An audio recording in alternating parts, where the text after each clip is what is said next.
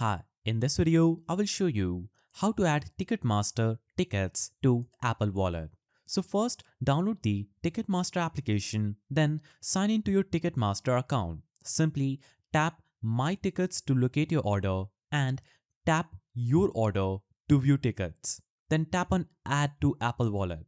You will find your tickets in the mobile wallet app, and if you're unable to access the app, use your mobile web browser to add your tickets to your mobile wallet. Barcodes are not displayed when tickets are added to your wallet.